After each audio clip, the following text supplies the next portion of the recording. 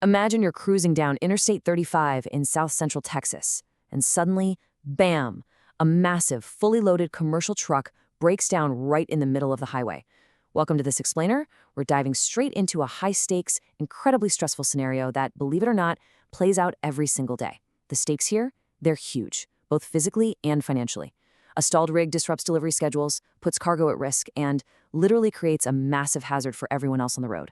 Today, we're going to look closely at what it actually takes to rescue these multi-ton giants, pulling directly from the playbooks of expert commercial towing strategies. So here's our game plan for today.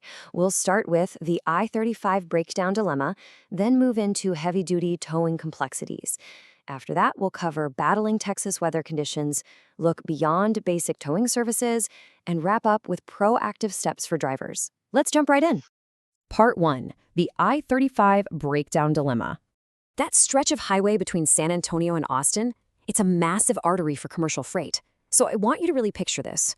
What actually happens when a multi-ton rig stalls on I-35? Well, for starters, the stress levels go through the roof instantly. You've got tens of thousands of pounds of freight just sitting there, dead in the water, inches away from cars flying by at 75 miles an hour. You're dealing with an immediate threat to the cargo, a ticking clock on your delivery times, and this overwhelming urgent need to get that giant roadblock cleared out before it triggers secondary collisions. To put this into perspective, think about the difference between a normal car breaking down and a commercial truck. If your sedan stalls out, yeah, it's a frustrating inconvenience. You call a standard tow truck, they hook you up, and you're off the side of the road in maybe 20 minutes. But a commercial truck? That's a completely different beast. It's a logistical nightmare. You can't just send standard roadside help to move a semi. It'd be like trying to pull a boulder with a bicycle. You absolutely need specialized knowledge, heavy machinery, and professional operators who understand the exact geometry and insane weight of what they're dealing with. Which brings us to Section 2, heavy-duty towing complexities. Moving these vehicles is way beyond just pure horsepower. It's practically an engineering feat. Heavy-duty recovery is defined as the highly technical transport of massive vehicles using specialized wreckers. And these aren't your average tow trucks. They're equipped with reinforced booms, incredibly powerful winches, and massive underlift systems. The experts stress that this is absolutely crucial because in improper hookup, it's completely disastrous. If an untrained operator tries to lift a commercial rig the wrong way, they can literally cause thousands of dollars in structural damage to the frame or the drivetrain before the truck even leaves the scene. Actually, before one of these heavy-duty wreckers even moves an inch, the operators are doing some intense mental math. It's like a giant high-stakes puzzle. They have to calculate the precise weight distribution of the disabled truck. They need to figure out the specific braking systems, because a lot of times those air brakes lock up and have to be manually bypassed.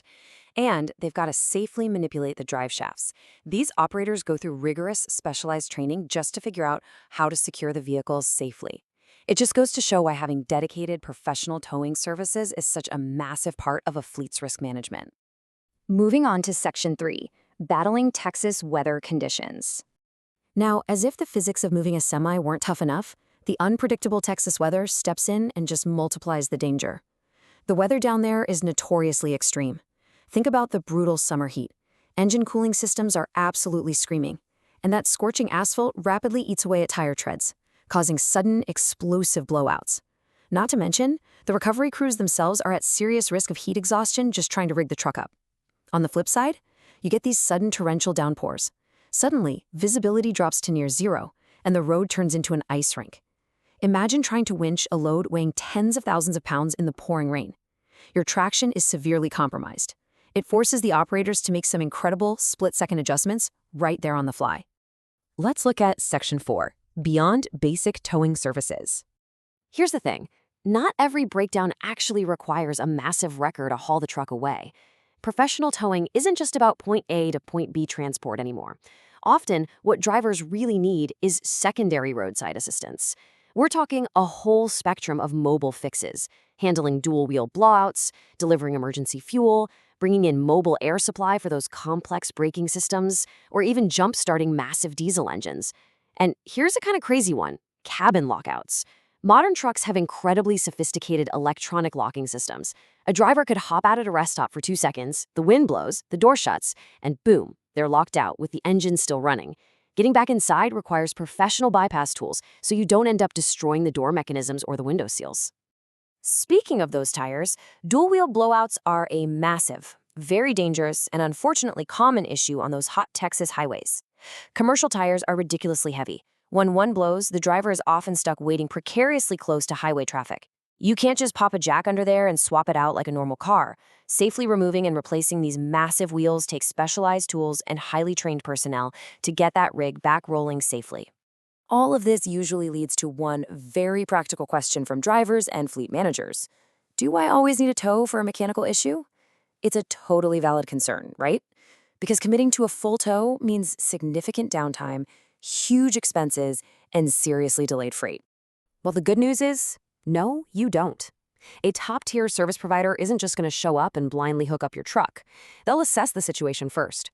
Very often, mobile roadside support can fix things like dead batteries, empty fuel tanks, or minor air system leaks right there on the spot. A solid crew is always going to attempt a shoulder-side fix before forcing you into a costly and time-consuming tow. All right, let's wrap things up with Section 5, Proactive Steps for Drivers. The real takeaway here is knowing exactly how to handle the situation before the cavalry even arrives. Preparation is absolutely everything. So here's your critical step-by-step game plan. Step 1. Pull over safely. You've got to get that rig as far off the active roadway as humanly possible. Step 2. Deploy your safety markers. Grab those reflective triangles and flares.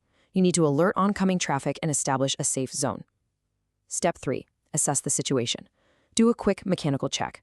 Is it a tire blowout? A fluid leak? And finally, Step 4. Communicate clearly. Let's zoom in on that last step with this communication checklist. When you're on the phone with dispatch, relaying exact details completely cuts through the panic and guarantees they send the right gear. You've got to tell them the exact vehicle size, meaning the gross weight of the truck. You need to relay the cargo type so they know exactly what kind of freight you're hauling. And you have to nail down your location using precise highway mile markers. Being hyper-specific here is the only way to prevent a regular tow truck from showing up to a job that actually demands a heavy-duty record. To bring this all home, I want to leave you with this really powerful quote from the source material.